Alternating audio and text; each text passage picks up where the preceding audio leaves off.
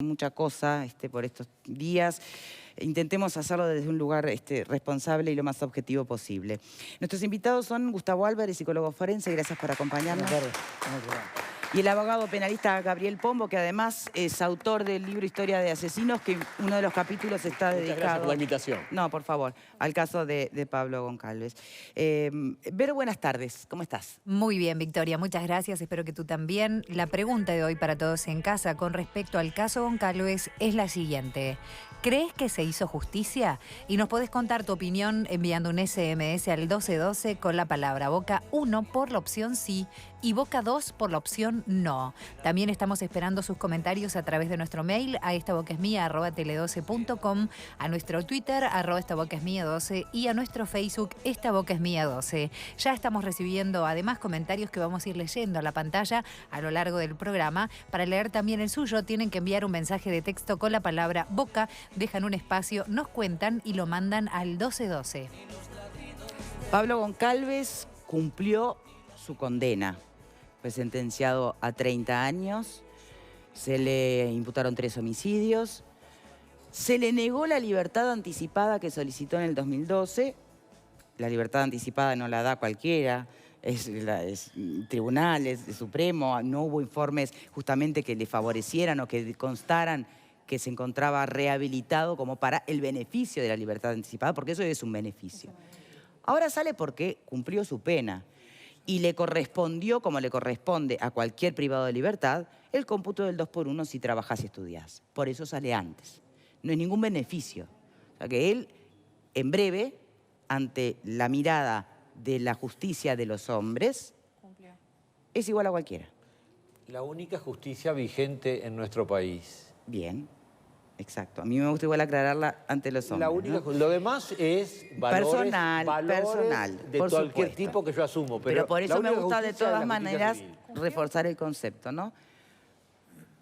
Pero la mirada de la sociedad, en este caso puntual, ¿cuál va a ser? Pero es que la gente murmura muchas cosas, pero la justa es, seamos honestos, si tenemos un sistema que prevé como máximo 30 años y le corresponde el 2x1, él cumplió, se acabó, no hay más nada que hablar. Sale y es igual que cualquiera y no debería de tener repercusiones. Acá porque no estamos acostumbrados a los asesinos seriales ni estamos acostumbrados a casos de este porte, entonces es como una ebullición. Pero me parece que el capítulo hay que dar vuelta a la página y seguir para adelante. Es mi opinión. ¿Tan fácil? Para mí sí. No es tan fácil porque la repercusión social y los crímenes están latentes en la sociedad. Pero yo me pregunto, ¿por qué este caso tiene tanto impacto en la sociedad? ¿No será por el ámbito en el que se cometieron los delitos? ¿No será por el perfil del delincuente y por qué no decirlo también de alguna de las víctimas? Cuando leemos en la prensa noticias de asesinatos, ahora justamente están presos unos asesinos que dieron muerte a la pareja de paraguayos vinculados al narcotráfico y además a una chica que no tenía absolutamente nada que ver con el episodio, ¿no? ¿Nos vamos a enterar el día que salgan? ¿Vamos a tener la atención, la lupa puesta a ver día por día cuándo salen de la cárcel, a qué cárcel lo mandan, si se consigue una novia por internet y si se casa? ¿Vamos a estar tan atentos con otros asesinos? Y vaya si los ha habido en estos 25 años. Graciano, este es el primer caso de asesinato serial en el país. Es eso. O sea, no está descubriendo la pólvora, está sucediendo un hecho natural. Los asesinos seriales lo veíamos por televisión, en seriales televisivas. Tenemos un caso presente. No es extraño que la comunidad social tenga miedo. El caso de múltiples homicidas está lleno. Pero está en este lleno país, de múltiples homicidas. O la gente va a la cárcel por matar a uno A ver, solo. Graciano, yo sospecho que usted es una persona informada. Sí, por supuesto y lo estoy entonces, diciendo como por es una eso persona mismo. informada, Por eso mismo lo estoy diciendo. sabe muy bien que asesino serial en el país tiene un nombre que comienza con Pablo Pero eso es un Goncalves. rótulo, eso es un No, rótulo. no es un El rótulo, múltiple es un homicida hay varios. reconocimiento. A ver, de esa una es la historia pregunta, de esa es una pregunta concreta que puede ayudarnos a cumplió. responder uno de nuestros invitados. Doctor Pombo. Bueno, muchas gracias por darme la palabra. La inquietud del señor panelista es totalmente correcta, pero también un poco como que me sacó la contestación de la boca el otro panelista, ¿verdad? El fenómeno del homicidio serial, del asesino serial, tiene una fascinación tal, para bien o para mal, no entremos a juzgarlo, tiene una fascinación tal en nuestra sociedad, en nuestro colectivo, en nuestro inconsciente, que supera a todo otro tipo de homicidas. Se mencionó acá, bueno, por ejemplo, el caso de los paraguayos, son sicarios, son asesinos masivos en todo caso. El horrible caso que ha sucedido ahora en Estados Unidos, ¿verdad?, donde se mata a la comunidad homosexual, a 50 homosexuales, un individuo entra a un club bailable, bueno, un caso clásico de asesino masivo, que en un único acto mata en forma precisamente en masa y generalmente ese atacante muere, digamos, reprimido por la fuerza de seguridad, y ahí termina la historia.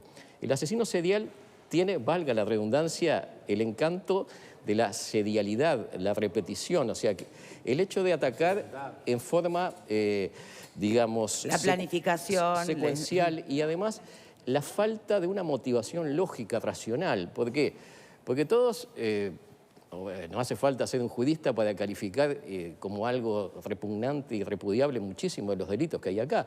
Acá hablábamos fuera de cámaras, bueno, hablamos de Pablo Goncalves y el inconsciente colectivo se prende fuego, ¿no? Pero en realidad son mucho más peligrosos para el común de nosotros. Delincuentes menores de edad, los llamados tatitos, por ejemplo, son un flagelo realmente para la sociedad. Es mucho más posible estadísticamente que cualquiera de nosotros, nuestra madre, nuestra novia, nuestros padres, se crucen y sean atacados y tengan un daño irreparable, que un asesino serial, que aparte en Uruguay es un fenómeno rarísimo, ataque a alguien, sería lamentable. Y entonces, pero estadísticamente es casi imposible. Bien, está clarísimo y es muy lógico lo que usted plantea. Desde la psicología, ¿por qué hoy está circulando por las redes ese resguardo de deberían publicar la foto de Goncalves hoy para reconocerlo, como si no? O sea, ¿por qué pasa eso entonces? Cuando es tan cierto lo que plantea, es mucho más factible. Primero, además, quién sabe si Pablo Goncalves tiene algún plan o si realmente logró el cometido en cautiverio, ¿no? No lo sabemos. Lo que ocurre, digo, a riesgo de ser reiterativo, ya he estado en varias oportunidades, yo hablo de la generalidad de la psicología criminal. El asesino serial tiene una fascinación, en cierta forma por lo que decía Pombo, porque no hay un motivo compartible. Y el motivo compartible, o mejor dicho, el motivo del asesino serial es justamente el placer de matar.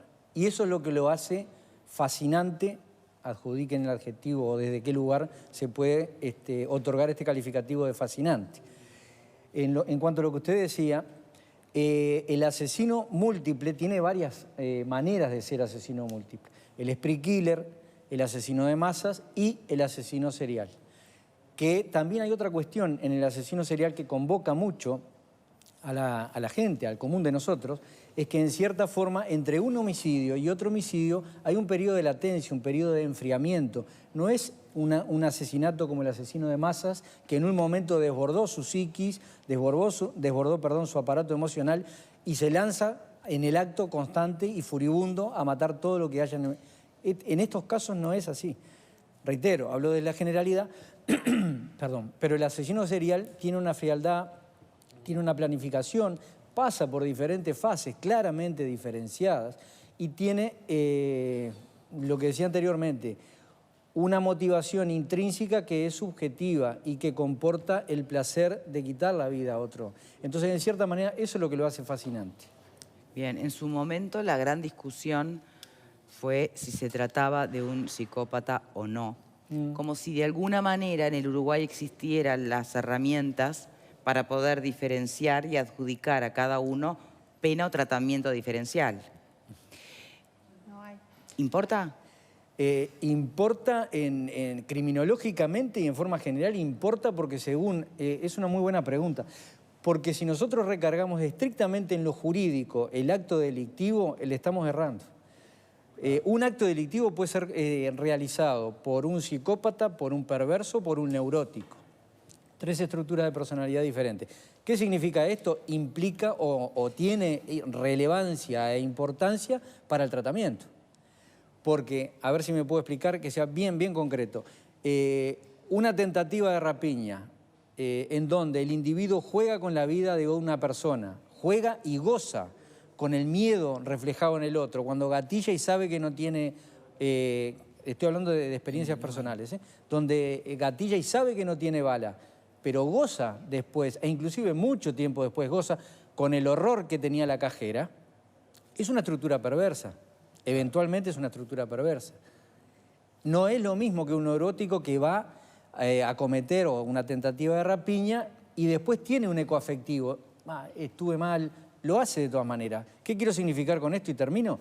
Es que al mismo acto no se le puede adjudicar una estructura de personalidad linealmente, ¿no? Y eso es lo que tiene que estudiar la psicología Bien, pero criminal. a ver, oye, tenemos que hacer una pausa, pero la última pregunta, cuando cumple pena un rapiñero a los 4 años, o un homicida a los años que le o un asesino en serie en este país, cumple pena y alguien solicita un examen integral a ver si el individuo está rehabilitado, no, cumple la pena jurídicamente y está en libertad. Es que jurídicamente yo creo que no puede haber dos visiones diferentes. Bien, pero entonces todo el planteo anterior que tú haces, ¿en qué momento es relevante? En el tránsito. Pausa y ya venimos. Perdón.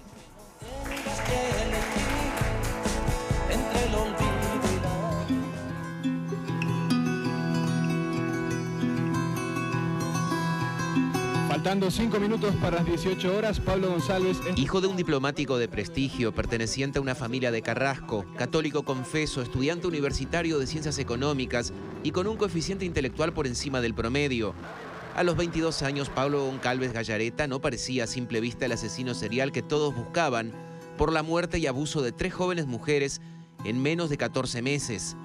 Las 3 asfixiadas en hechos ocurridos pocos meses después de la muerte del padre de Goncalves. Ana Luisa Miller, de 26 años, desapareció en la madrugada del primer día del año 1991, cuando volvía de bailar en All Christians. Su auto apareció a media cuadra de la casa de Goncalves, pero su caso fue el último en resolverse. El cuerpo apareció en Solimar. Andrea Castro Pena, de 15 años, fue a bailar a England, donde Goncalves era una especie de relacionista público. Apareció enterrada en la playa Mansa de Punta del Este 20 días después. En su cuello estaba parte de una corbata que luego se supo pertenecía a Goncalves. María Victoria Williams, una salteña de 22 años que estudiaba en Montevideo, vivía a pocos metros de Goncalves en la calle Lieja. Una mañana esperaba el ómnibus cuando él le pidió ayuda porque su abuela se había desmayado. Ya dentro de la casa la asfixió. Tuvo el cadáver detrás del sillón 36 horas. Por primera vez la policía uruguaya recurrió a perfiles psicológicos porque por primera vez se encontraba ante un asesino serial. El psiquiatra Pérez Colombino elaboró 4 perfiles y su estudio fue utilizado en la investigación. También el testimonio de una funcionaria de un hospital que meses antes del primer homicidio había denunciado que Pablo Goncalves la esposó y la violó. Una denuncia que en su momento fue descartada, pero que fue luego clave para definirlo como sospechoso. Volvía de Porto Alegre en ómnibus cuando fue detenido. El 22 de febrero de 1993 entró a prisión. Pablo Goncalves confesó primero por lo menos 2 de los 3 asesinatos. Años después se declaró inocente y aseguró que su confesión fue arrancada bajo tortura.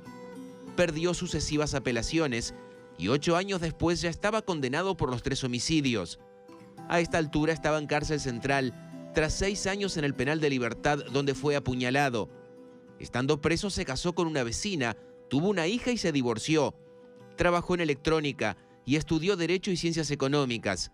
Tuvo salidas transitorias siempre con custodia.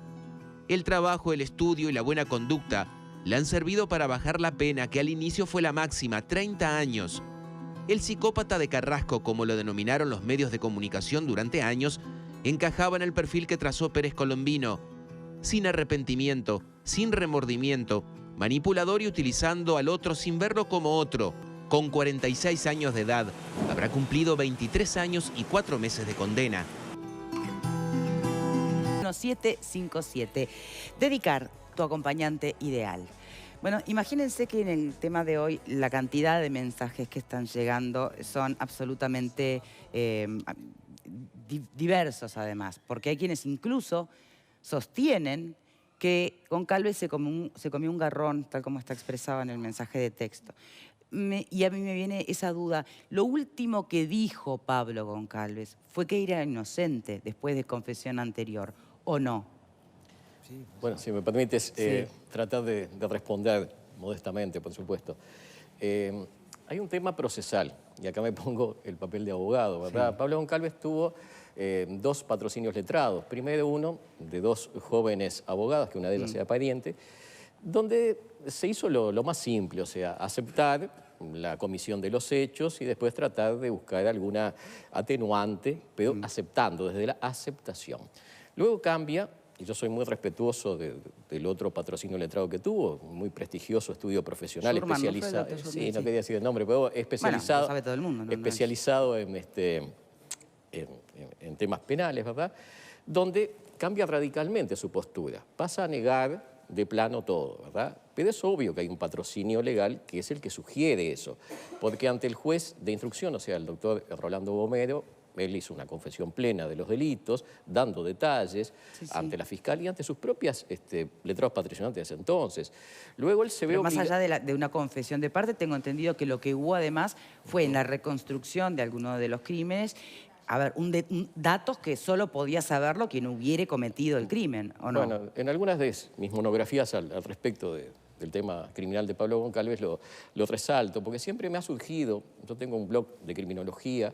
¿Usted tiene dudas? Bueno, no tengo dudas, pero a ver, siempre hay un grado mínimo. Nadie estuvo ahí, ¿verdad?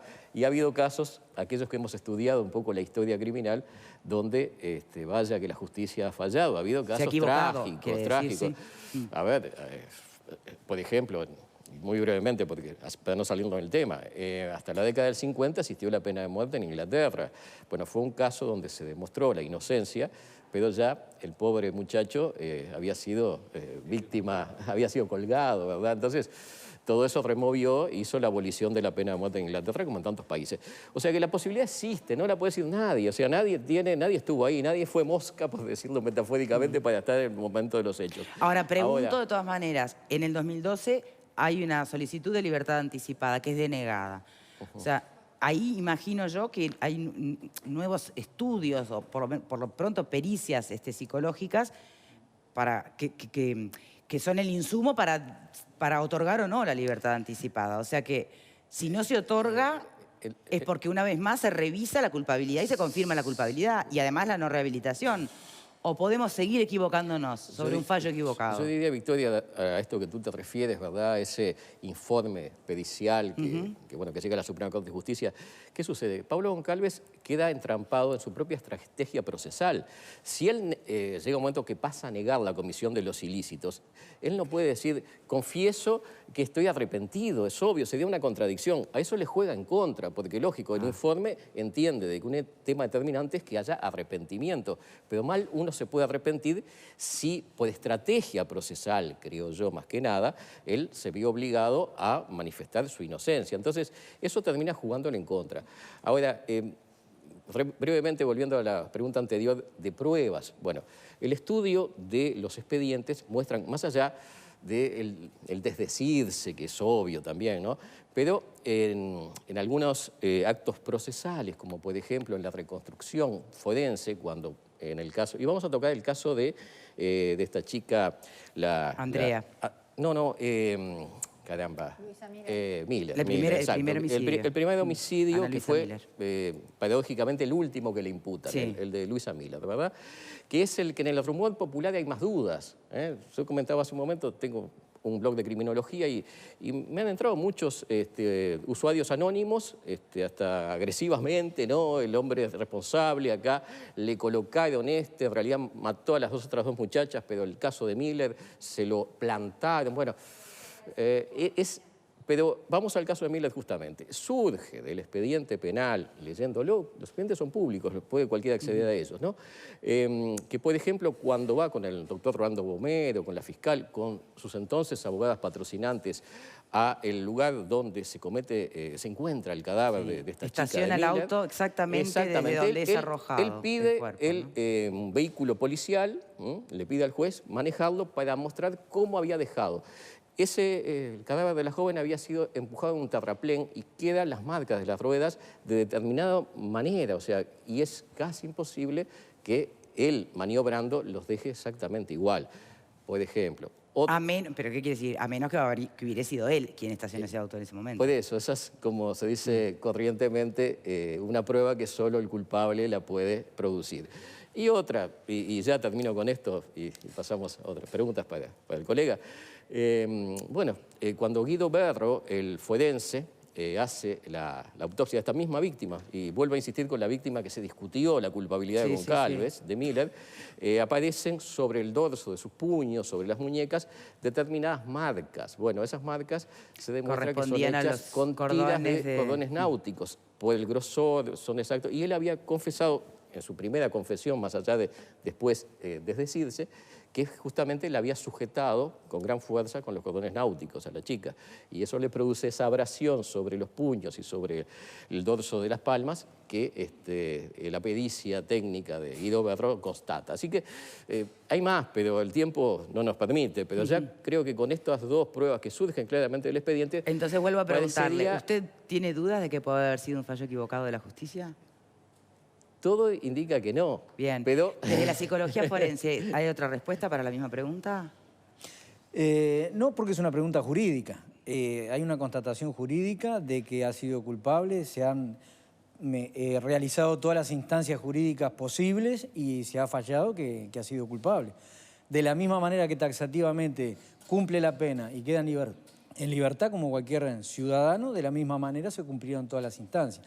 Lo que sí, reitero, desde la psicología criminal, en cuanto a lo que hablábamos anteriormente, es que la fascinación del asesino serial pasa por la motivación no compartible, ¿no? Y cómo nos sacude y nos convoca desde un lugar muy morboso estas situaciones. Un asesino serial, una vez que cumple una pena, estadísticamente, por lo menos hablando, y en comparación con otros países, pues no lo podemos comparar en el nuestro, ¿no? Sí. Un asesino serial... ¿reincide? En muchos países el asesino serial no sale de la cárcel, ya sea por las penas o por los códigos que tienen, ¿no? En los casos en que, o longitudinalmente, hay dos cosas a tener en cuenta. El psicópata, porque el asesino serial comporta dos estructuras de personalidad posibles, psicótico y psicópata. El psicópata asesino serial en general tiene una peligrosidad casi permanente, que también es cierto que en la cuarta década comienza a declinar su actividad delictiva. Y concomitantemente con esto, también, porque hay que ser muy cauto en este tipo de situaciones, si bien hablamos de la generalidad, por el tema que tocamos, también es cierto que no hay dos psicopatías iguales, como no hay dos asmas iguales y dos gripes iguales. Entonces, el psicópata tiene individualmente y subjetivamente matices en cuanto a su historia vital, sus primeras experiencias, etcétera, etcétera. Bien, ¿no? la última. Si bien fue apodado por los medios de comunicación como el psicópata de Carrasco, las pericias psiquiátricas en su momento, y no me refiero a la del doctor Flores Colombino, que sí lo dictamina o lo presenta o diagnostica como psicópata, pero las que finalmente tuvieron validez ante la ley, ¿lo declaran psicópata o no?